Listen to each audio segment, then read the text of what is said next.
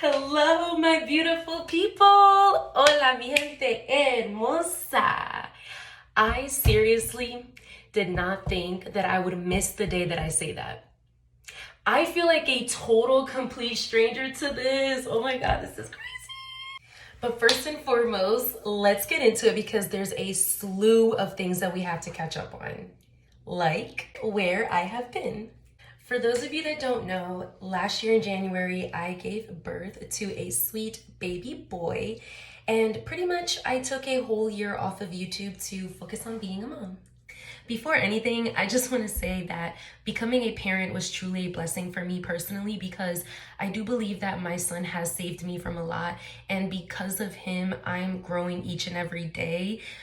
But that is not to say that I did not miss YouTube, because I deeply, deeply did. And I'll be the first to say it. If you're a parent out there and you have a passion or just a hobby that you really love to do, and then out of nowhere you had to stop that because you have children that you have to look after that you love so much, and you just want to take time to be with them, that is okay to put things on pause for your family, especially if it's your child. A lot of the times we feel sad about letting go of the things that mean so much to us.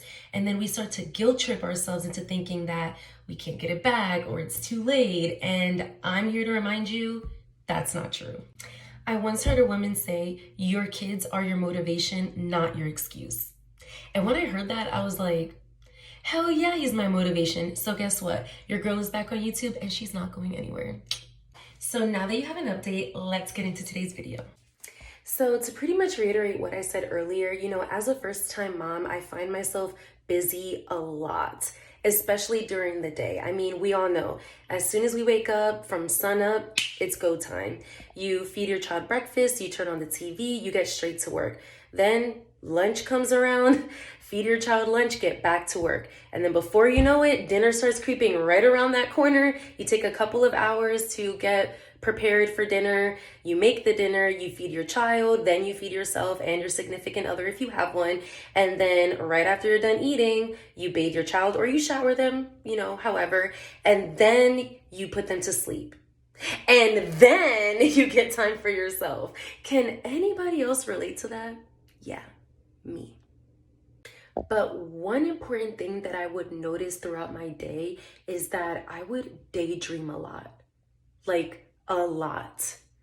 And for those of you that don't know, I work from home. So there would be times where I'm on the phone with a provider and they put me on hold for like an extended amount of time. And then they'll get back on the line and they'll be like, oh, hi, Miss Ashley. Like, what is it that you needed again? And I'm like I forgot. And it happened often. And for that split second, I will dead ass forget what I needed from them. And at first, I used to just think, well, it was because I was on hold for too long and that's why I forgot. But it started happening often. So I decided to look into it. And on my YouTube channel, I frequently filter through my content. And so I was going through my timeline and there was this guy that was going off about the quality of sleep. And it caught my attention because he said something that literally switched like a light bulb in my head. And he said, when you don't dream at night when you sleep, you often daydream a lot during the day. And I said, this is it. This is it. This is the reason why I daydream a lot during the day. But furthermore, he started to get into what the explanation of what quality of sleep really means. And so I feel like for those of you that are like nocturnal, or you have trouble sleeping at night, or you constantly are fighting against insomnia, so on and so forth, that also messes with the quality of your sleep and also therefore messes up how you dream. And I wanted to go back to what I said earlier. During the day, I never have enough time for myself because I'm always constantly doing things for my job or for my son. So by the time I do put my son to bed and I have time for myself at night, it's already like 8:15, 8:30. So I can't go out for a run. And for those of you that don't know, I live in Atlanta. So when that sun sets, you want to be indoors. Yeah, because nothing good happens after hours over here on this side. So I pretty much just like give in and I take a bath or a shower and then I throw on my favorite TV show and then I just kind of watch it. And before you know it, I look at the clock and it's midnight. And that, my friends, is no good. So I decided to invest in my quality of sleep. First and foremost, I decided to write down a decent time that I started wanting to wind down, meaning going to sleep.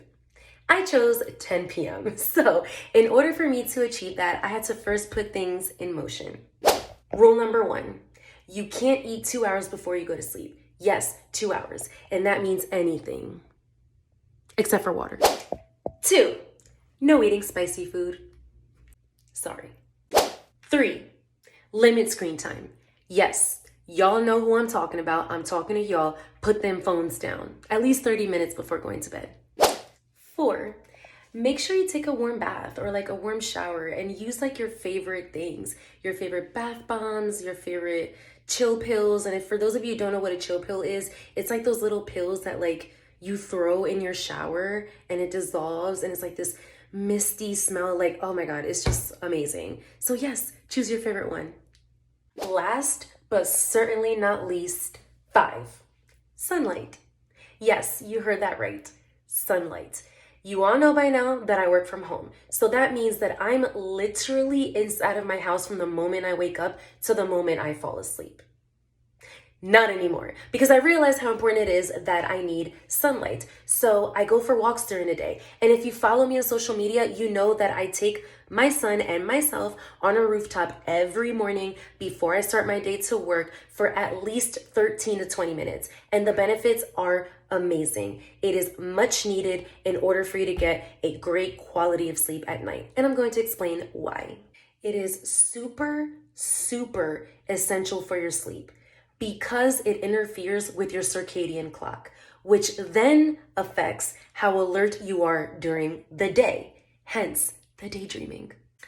In addition, and I know that this may be a lot for some people, there are literally people out there that will get a big bowl, fill it up with ice and water, and stick their whole face in it for a whole minute. That minute is going to feel like an eternity. But the results are tremendous and it works. Now, personally, I don't do it that way. Occasionally, I will get up early in the morning and I will take a cold shower.